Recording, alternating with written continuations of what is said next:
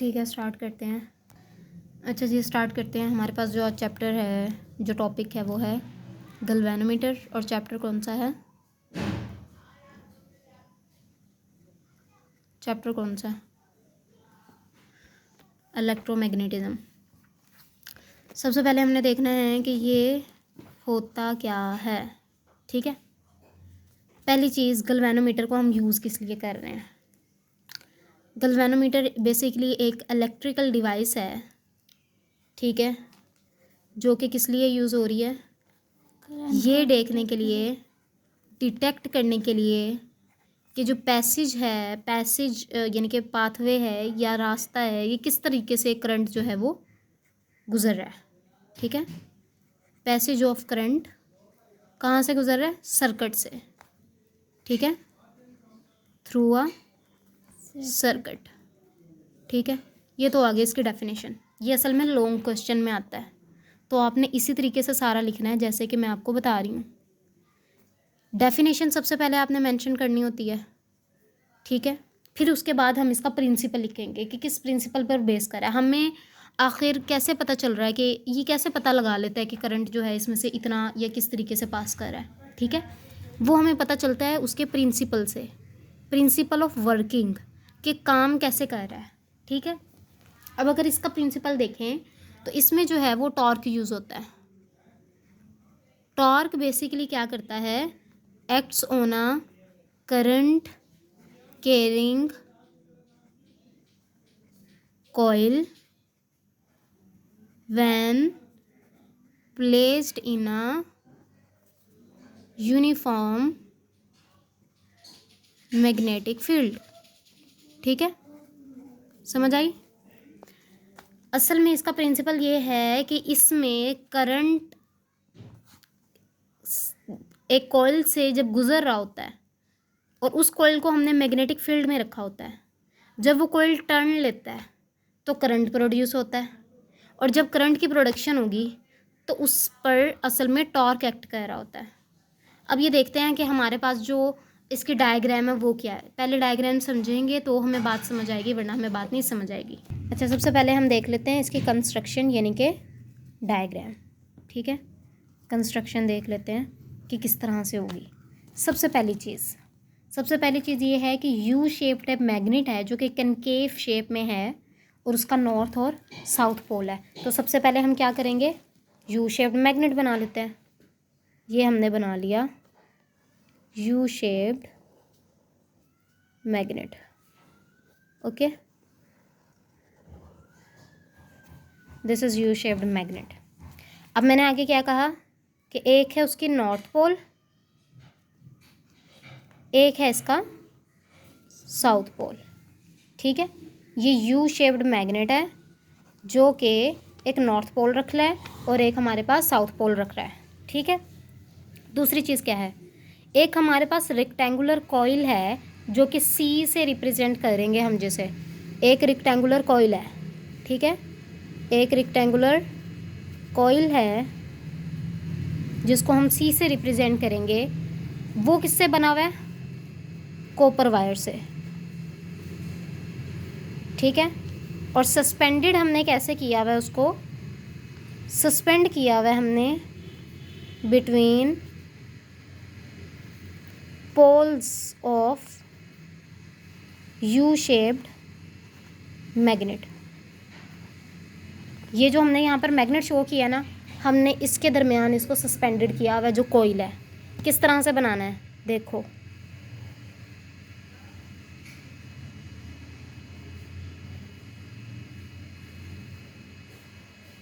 ठीक है, इसको ऐसे कर देते हैं, इसको ऐसे कर देते हैं।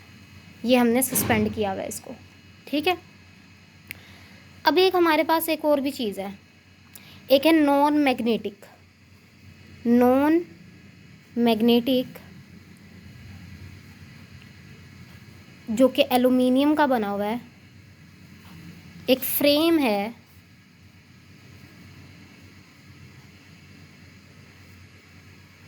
over which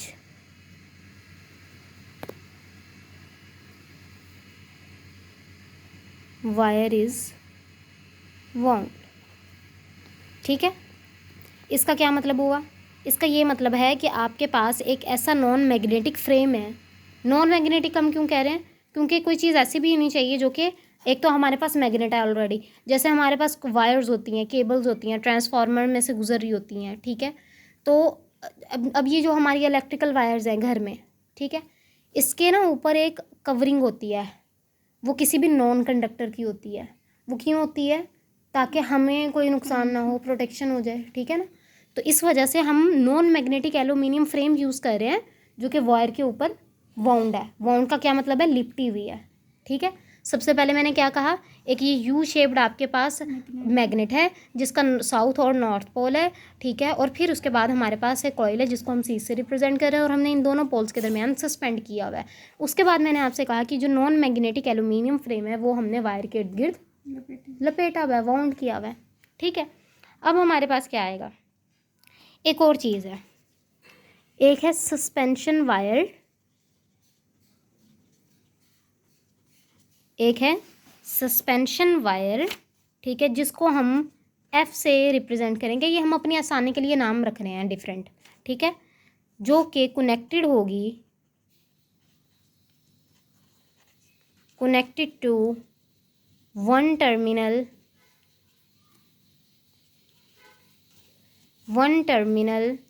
of the coil acting as one current lead. इन सब के मैं आगे आपको काम भी बताऊंगी क्या क्या चल रहा है इनका। असल में ये सस्पेंशन वायर है, ठीक है। सस्पेंशन वायर हमारे पास कैसे आ रही है? ये वाली जो मैंने यहाँ पर रिप्रेजेंट की है। सस्पेंड किससे किया था? कॉइल को हमने सस्पेंड किया था, तो जाहिर है किसी चीज़ से सस्पेंड करना था, तो हमने उसके लिए वायर यूज़ की थी जिसको हम एफ़ का नाम दे रहे हैं, जो मैंने यहाँ पर बताई कि suspension wire F that is connected to one terminal of the coil acting as the one current lead. अब ये क्या करेगा? ये तो एक सस्पेंड भी करेगा इसको और करंट लीड के लिए भी काम कर रहा है, ठीक है। बात समझ आई है? अब एक और चीज़ है हमारे पास, उसको भी देख लेते हैं। वो क्या है? अ लूजली वाउंड स्पाइरल। स्पाइरल का क्या मतलब होता है? ऐसे ऐसे वाली, ठीक है। स्पाइरल ई से रिप्रेजेंट करेंगे, connected to the other terminal of coil, okay, and acting as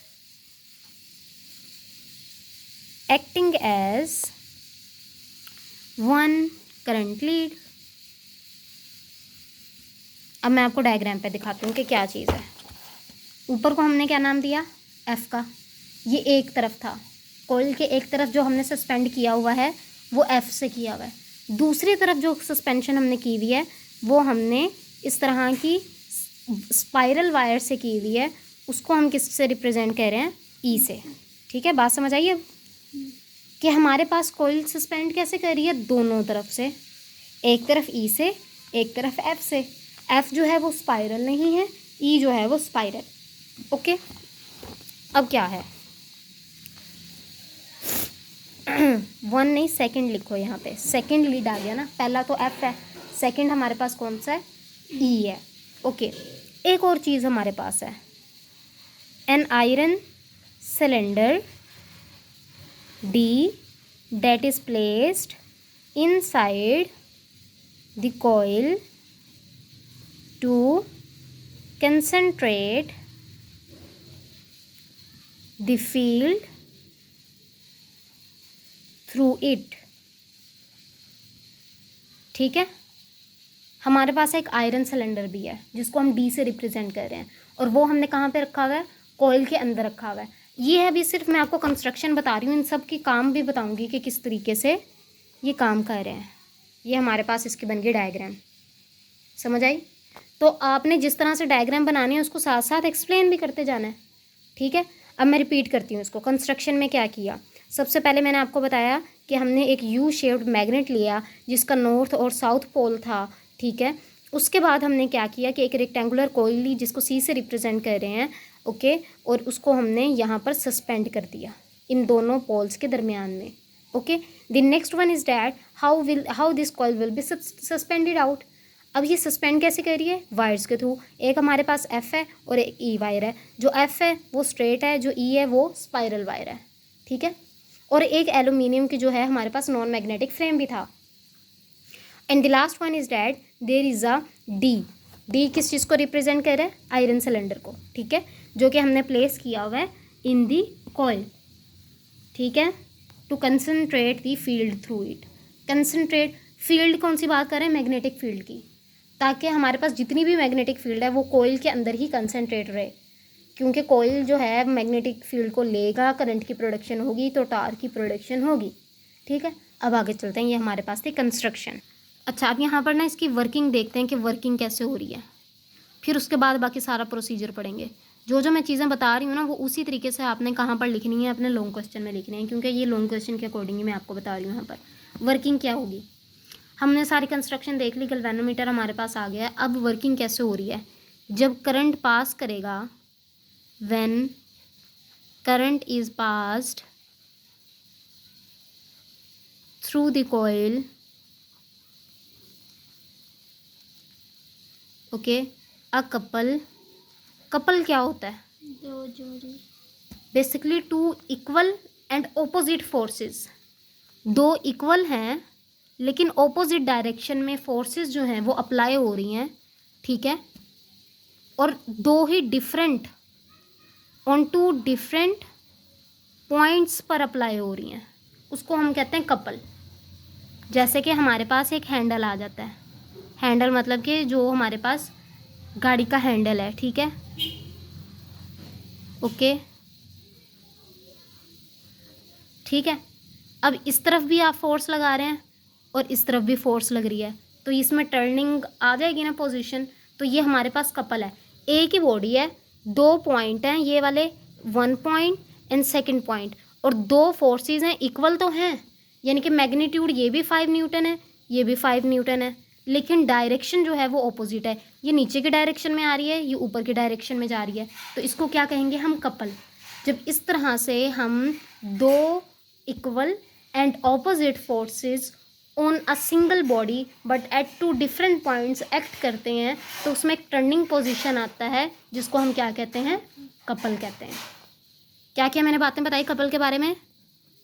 दो फोर्सेस हैं, इक्वल इन मैग्नीट्यूड है, ऑपोजिट इन डायरेक्शन है, ठीक है, डायरेक्शन में ऑपोजिट है, मैग्नीट्यूड में इक्वल है, और एक ही बॉडी पे है, ठीक है, लेकिन उस बॉडी के टू ऑपोजिट पॉइंट पे है, okay. These are all the things that is explaining here about the couple, okay. अब यहाँ पर जो है करंट हम पास कर रहे हैं थ्रू द कॉइल, तो कपल जो है वो एक्ट करेगा on a coil and coil tends to rotate. Couple जब जाहिर है एक्ट करेगा तो रोटेशन तो होगी, कपल की वजह ही यही है, कपल वहीं पर होता है जहाँ पर रोटेशन होती है, कपल हुआ तो वहाँ पर रोटेशन होनी ही होनी है। So basically act on a coil and coil tends to rotate, and such couple basically is known as deflecting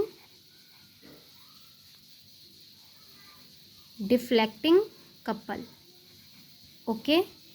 ये वर्किंग है इसकी, सिंपल सी वर्किंग। क्या कहा मैंने कि आपके पास जब भी करंट पास कर रहा है एक कॉइल से, तो वहाँ पर कपल की प्रोडक्शन होगी और कॉइल जो है वो रोटेट करना शुरू कर देगा, और जब रोटेशन होती है तो आगे देखेंगे हम कि मैग्नेटिक फील्ड जब वहाँ से पास करती है तो कॉइल रोटेट करता है। जब मैग्नेटिक फील्ड पास से कॉइल, मैग्नेटिक फील्ड में कॉइल की रोटेशन होगी तो करंट की प्रोडक्शन होती है, और करंट की प्रोडक्शन से टॉर्क की प्रोडक्शन होती है, ठीक है। अभी सिर्फ मैंने वर्किंग आपको बताई है कि करंट पास करेगा, कॉइल रोटेट करेगा, कपल की प्रोडक्शन होगी, ठीक है। ये चीज़ें थी 3 इसमें, और जो कपल यहाँ पर प्रोड्यूस हो रहा है उसको कहते हैं डिफ्लेक्टिंग कपल, ठीक है। आगे चलते हैं। अब एक और चीज़ आ रही है, ये था डिफ्लेक्टिंग कपल, आगे है डिफ्लेक्टिंग टॉर्क। Deflecting torque. अब डिफ्लेक्टिंग टॉर्क क्या होती है? डिफ्लेक्टिंग टॉर्क की ना मैं सबसे पहले आपको यहाँ पे फार्मूला बताती हूँ। टॉर्क को रिप्रेजेंट करते हैं इस सिंबल से, ठीक है। इसका जो फार्मूला होता है वो होता है NIBA कोस, जो है वो हमारे पास होता है अल्फ़ा, ठीक है, कोस अल्फ़ा। ये हमारे पास है इसका फार्मूला।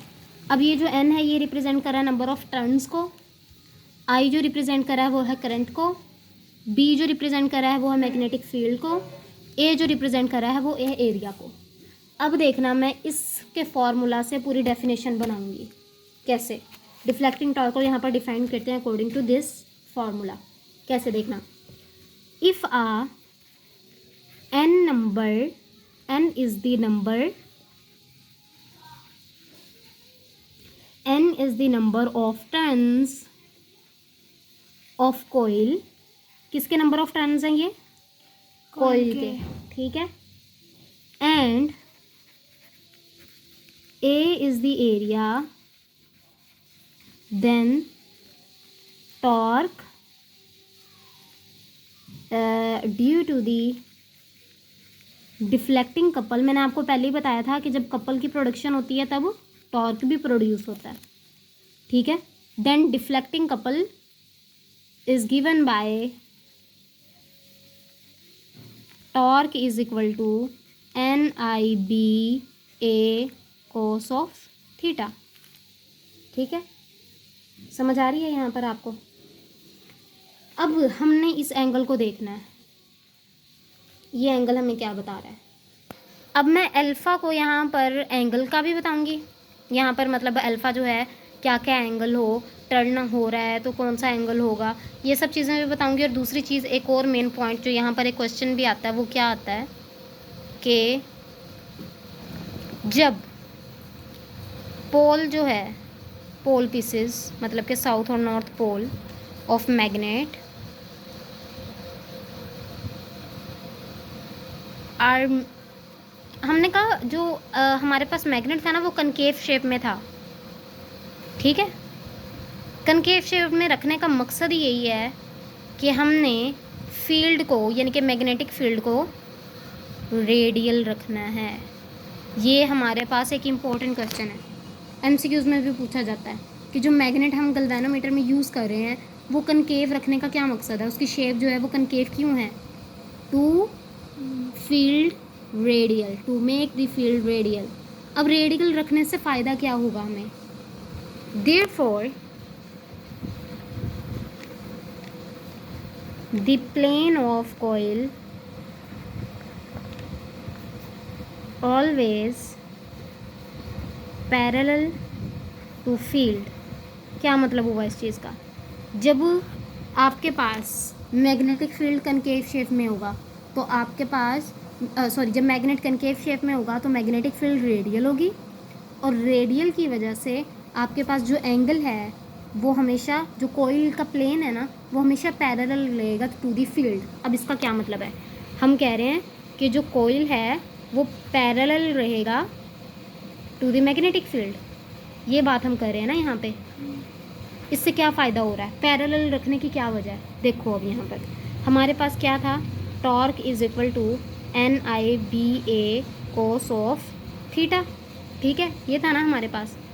तो इसका ये मतलब हुआ कि आपके पास जब पैरेलल है तो एंगल कौन सा बनता है? पैरेलल 90। पैरेलल में एंगल कौन सा बनता है? ज़ीरो वाला, ज़ीरो बनता है। और परपेंडिकुलर हो तो एंगल 90 बनता है, क्योंकि ये इस तरह होता है, इन दोनों के दरमियान तो कोई एंगल ही नहीं ना, ज़ीरो होगा, ठीक है। तो जब हमने कहा कि कॉइल मैग्नेटिक फील्ड के पैरेलल है तो इसका ये मतलब हुआ कि जो थीटा है वो यहाँ पर क्या हो जाएगा? Zero. NIBA cos of zero. और कोस ज़ीरो किसके इक्वल होता है? NIBA कोस ज़ीरो 1 के इक्वल होता है, तो 1 multiply NIBA will be equal to NIBA, okay. जिसका ये मतलब हुआ कि हमारे पास टॉर्क जो है वो मैक्सिमम होगा ये हमारे पास थी मेन रीज़न। ये क्वेश्चन बहुत इंपॉर्टेंट है कि हम मैग्नेट के पोल पीसेस को कनकेव शेप में क्यों रखते हैं, ताकि मैग्नेटिक फील्ड रेडियल रहे और कोइल और मैग्नेटिक फील्ड आपस में पैरेलल हो। पैरेलल की वजह से एंगल ज़ीरो होता है, और जब ज़ीरो को हम थीटा में यानी कि एंगल में पुट करते हैं तो हमारे पास टॉर्क जो है वो मैक्सिमम आता है।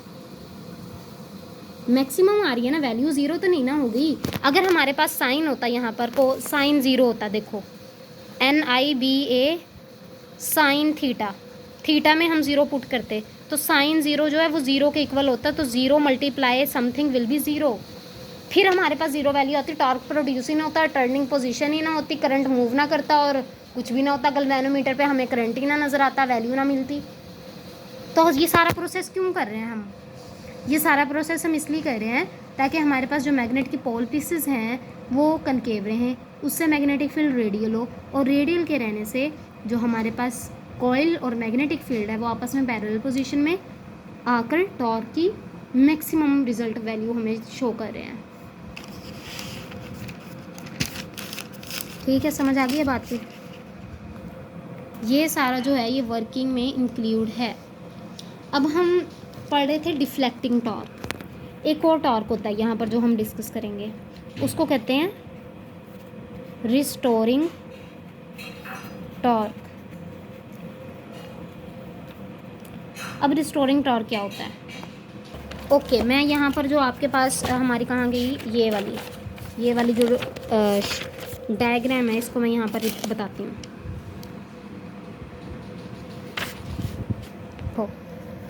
ये टर्न कर रहा है ना, ठीक है।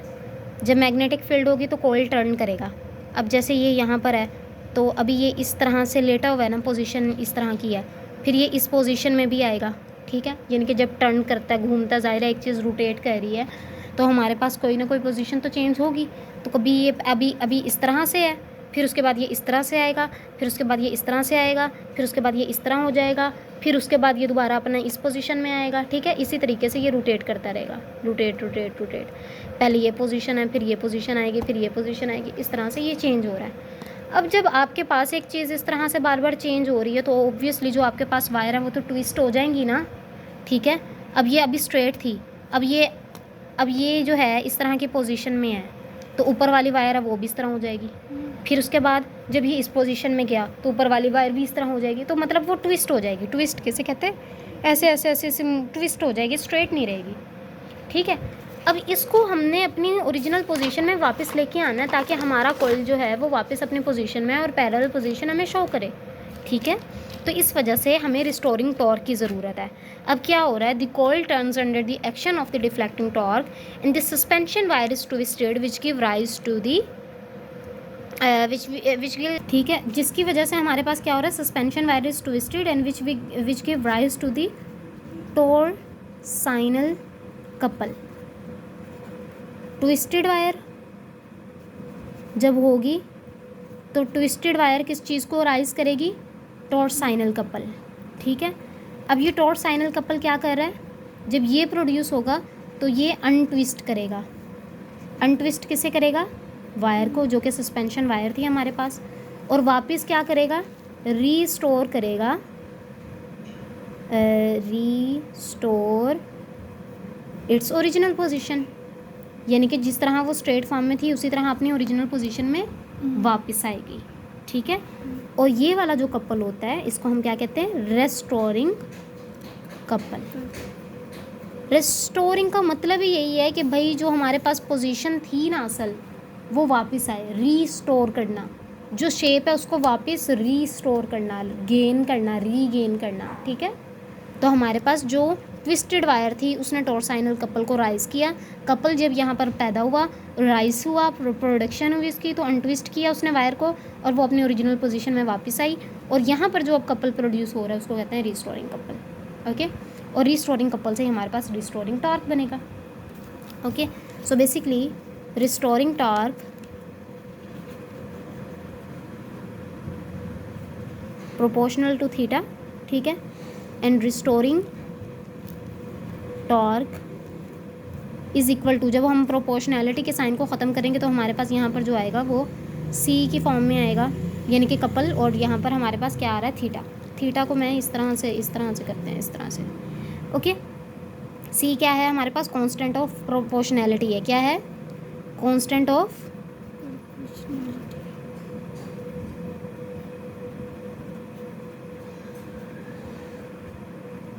प्रोपोर्शनैलिटी, कांस्टेंट ऑफ प्रोपोर्शनैलिटी, जिसे हम क्या कहते हैं, यहाँ पर क्या कह रहे हैं, ट्विस्टिंग और टॉर्साइनल कपल, ये वाली चीज़। ठीक है, ये वाला जो सी है हमारे पास, ये कांस्टेंट ऑफ प्रोपोर्शनैलिटी है, जो कि रिप्रेजेंट कर रहा है टॉर्साइनल कपल को। समझ आ गई यहाँ पर। अब ये चीज़ क्या है, रिस्टोरिंग। आपके पास टॉर्क जब भी आता है, आपने ये सब चीज़ें मेंशन करनी होती हैं। आपने सबसे पहले बताना होता है कि ट्विस्टेड वायर है, टॉर्साइनल कपल को राइज करी है, जो कि अनट्विस्ट कर देता है वायर को, और वहाँ पर जो फिर कपल प्रोड्यूस होगा रिस्टोरिंग कपल कहते हैं। रिस्टोरिंग कपल रिस्टोरिंग टॉर्क को प्रोड्यूस कर रहा है, फिर इसकी ये दोनों हमारे पास वो आ जाती हैं फार्मूलाज, और हमारे पास जो है वो उसको बताना भी है कि सी जो है वो यहाँ पर टॉर्साइनल कपल है। अब ये डिपेंड किस किस चीज़ पे करता है, ये देखते हैं। अब ये जो सी है टॉर्साइनल कपल जिसे हम कह रहे हैं, ये असल में डिपेंड कर रहा है नेचर पे, कि वायर की नेचर कैसी है। Nature of wire that is suspended, या सस्पेंडेड वायर। ठीक है, सस्पेंडेड वायर। नेचर का क्या मतलब होता है, देखो कंडक्टर और नॉन कंडक्टर डिफरेंट टाइप्स के होते हैं, मटेरियल्स डिफरेंट टाइप के होते हैं। कोई एलुमिनियम होता है, ठीक है, कोई कॉपर होता है, कोई जिंक होता है। ठीक है, अभी इन सब का मटेरियल एक जैसा तो नहीं है ना, ये सब मटेरियल एक दूसरे से डिफरेंट है, हर एक की नेचर अलग है। कोई ज़्यादा नॉन कंडक्टर है, कोई इससे ज़्यादा नॉन कंडक्टर है, कोई इससे भी ज़्यादा नॉन कंडक्टर हो सकता है। ठीक है, हर एक अपनी कंडक्टिविटी में डिफरेंट फंक्शन परफॉर्म कर रहा है। ठीक है, सेम इसी तरीके से हमने ये देखना है, जो ये कितना प्रोड्यूस हो रहा है, कपल कितना प्रोड्यूस होगा, ये डिपेंड करता है कि नेचर क्या है वायर की। अगर वो वायर बहुत ही ज़्यादा ट्विस्टेड हुई तो ज़ाहिर है कपल ज़्यादा प्रोड्यूस होगा, ताकि उसकी अनट्विस्टिंग ज़्यादा हो। अगर नेचर ऑफ वायर यानी कि वो बिल्कुल स्ट्रेट है, वायर इतनी अच्छी है कि वो ट्विस्ट नहीं हो रही, तो ज़ाहिर है कपल भी कम प्रोड्यूस होगा। समझ आई, ये होती है डिपेंडेंसी, कि कपल जो है वो किस पर डिपेंड कर रहा है, नेचर ऑफ वायर पे। समझ आई ये बात की। ओके, अब हमने लास्ट चीज़ देखनी है, जो क्या है, equilibrium, equilibrium state. Basically when the deflecting couple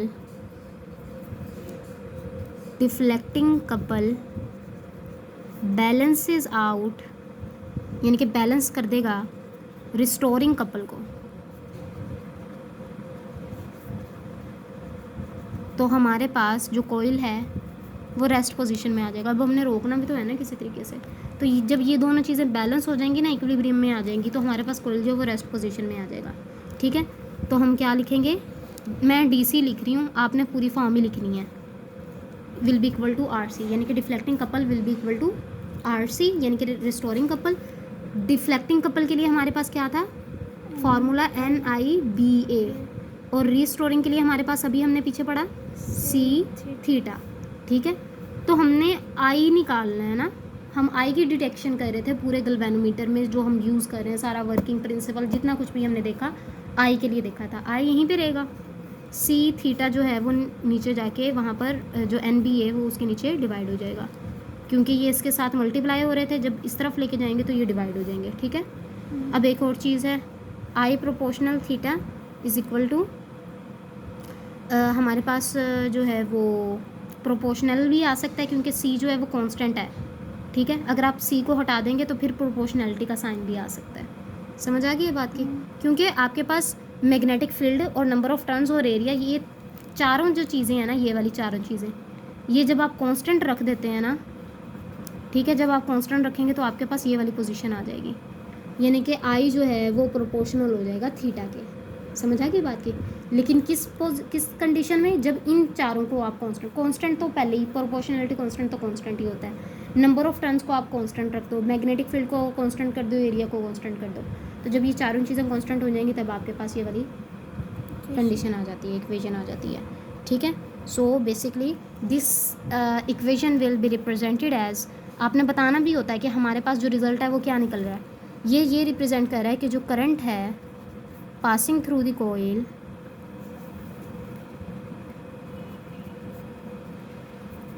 through the coil is directly proportional to theta नहीं कहेंगे, इसे डिफ्लेक्शन कहेंगे ना, डिफ्लेक्शन एंगल है ये बेसिकली। थीटा वैसे ही हम नाम दे रहे हैं ना, लेकिन है तो डिफ्लेक्शन एंगल, ठीक है। थीटा यहाँ पर क्या रिप्रेजेंट कर रहा था, डिफ्लेक्शन एंगल को। मतलब कि जब आपके पास एक ये कोयल है, ठीक है, कोयल यहाँ पर है तो पैरेलल है, जब कोयल इस पोजीशन में जाएगी 90 डिग्री हो जाएगी, तो ये एंगल भी तो चेंज कर रही है ना, पैरेलल 0 डिग्री एंगल, यहाँ पर आया तो 90 degree angle, 180 degree angle, 360 angle, तो ये डिफ्लेक्शन एंगल भी तो चेंज हो रहा है। ये हम जो थीटा बार बार पढ़े थे ये डिफ्लेक्टिंग एंगल था, समझ आ गई है। एक दफ़ा रिपीट कर देती हूँ ये सारा जो हमने पढ़ा है वो। सबसे पहले मैंने आपको बताया है कि गैल्वेनोमीटर क्या होता है, करंट का जो पैसेज होता है हम उसके लिए, इस करंट की डिटेक्शन के लिए हम इसको यूज़ करते हैं। ये एक ऐसी इलेक्ट्रॉनिक डिवाइस है जिसमें हम क्या कर रहे हैं, जिसके थ्रू करंट की डिटेक्शन कर रहे हैं। दूसरी चीज़ आ जाती है किस प्रिंसिपल पे काम कर रहा है। हर जगह आपने देखा टॉर्क और कपल की प्रोडक्शन हो रही है। किस तरह हो रही है, टॉर्क जो है वो एक्ट करता है करंट कैरिंग कॉइल पर, जो कि कहाँ पर रखी होती है, मैग्नेटिक फील्ड में। ये प्रिंसिपल है सिंपल सा इसका। फिर उसके बाद आपने कंस्ट्रक्शन बतानी है, डायग्राम बतानी है, और डायग्राम को अकॉर्डिंग टू द सिचुएशन जो भी आपके पास ये सारी चीज़ें उसके अकॉर्डिंग आपने उसको एक्सप्लेन कर देना है, ठीक है। आगे आपके पास आ जाती है वर्किंग। वर्किंग में मैंने आपको यही बताया कि आपके पास जो करंट है वो पास करती है थ्रू द कॉइल, और जब करंट पास करेगी तो कपल की प्रोडक्शन होगी, और कपल की प्रोडक्शन से हमारे पास क्या होता है, टॉर्क की प्रोडक्शन होती है। और जो कपल यहाँ पर प्रोड्यूस हो रहा है उसको हम कहते हैं डिफ्लेक्टिंग कपल, क्योंकि वो कॉइल को क्या कर रहा है, टर्न कर रहा है ना, डिफ्लेक्ट कर रहा है, ठीक है। और उसके डिफ्लेक्टिंग कपल से डिफ्लेक्टिंग टॉर्क की प्रोडक्शन होती है, जिसके हमारे पास ये वाली इक्वेशन यहाँ पर अब बनी थी, ठीक है, जो कि मैंने आपको बताया। एन क्या है, number of turns of coil है, आई क्या है, करंट है आपके पास, बी क्या है, मैग्नेटिक फील्ड है, ए क्या है, एरिया है, और कॉस ऑफ थीटा, ठीक है। ये हमारे पास क्या था, ये डिफ्लेक्टिंग टॉर्क थी। अब ये वाला जो इक्वेशन है ना काफ़ी जगह पे यूज़ भी होती है, न्यूमेरिकल्स में ज़्यादातर। फिर उसके बाद हमने क्या देखा कि आपके पास जो है वो एक मेन क्वेश्चन आ रहा है, ये असल में इसी का पार्ट है। ये सारा जो है ये लॉन्ग क्वेश्चन है और इसी तरीके से चलेगा जैसे मैंने यहाँ पर लिखा हुआ है, ठीक है। यहाँ पर एक क्वेश्चन अराइज हो रहा था, वो क्या था कि आपके पास जो मैग्नेट है उसको आप मैग्नेट के पीसेस को रेडियल कनकेव में क्यों रखते हो। मेन रीज़न है कि आपके पास जो है वो मैग्नेटिक फील्ड रेडियल आएगी, और रेडियल की वजह से जो कॉइल है वो फील्ड के पैरेलल रहेगा। ये हमने यहाँ पर प्रूव भी किया कि किस तरह से ये कंडीशन यहाँ पर अप्लाई हो रही है थ्रू द इक्वेशन, ठीक है। उसके बाद रीस्टोरिंग टॉर्क। रीस्टोरिंग टॉर्क में लेके आए, जब ऑब्वियसली आपके पास डिफ्लेक्टिंग टॉर्क बन रहा है तो ट्विस्टेड हो रही है वायर को अब हमने अपनी ओरिजिनल पोजीशन में वापस लेके आना है, क्योंकि कॉइल तो आपके पास आ जाएगा वापस अपने ओरिजिनल पोजीशन में, लेकिन बेचारी जिसके साथ वो जिस वायर के साथ सस्पेंड है वो तो ट्विस्ट हो गई ना, तो उसकी ट्विस्ट को हमने ख़त्म करने के लिए रिस्टोरिंग टॉर्क यूज़ कर रहे हैं, ठीक है। और यहाँ पर एक टॉर्क साइनल कपल है जो कि अनट्विस्ट कर रहे हैं, जिसको हम सी से रिप्रेजेंट कर रहे हैं, ठीक है। और ये आगे हमने सारा देख लिया यहाँ पर, और डिपेंडेंसी देख ली, ठीक है। अब हमने कॉइल को कैसे रोकना है, जब ये दोनों इक्विलिब्रियम पोजीशन में आ जाएंगे तो हमारे पास कॉइल जो है वो स्टॉप हो जाएगी, और आई जो है हमारे पास उसकी डिटेक्शन हो जाएगी, ठीक है, जो कि ये रिप्रेजेंट कर रहा है। जो आई है वो परपेंडिकुलर है, डायरेक्टली प्रोपोर्शनल है एंगल थीटा के, डेट्स इट।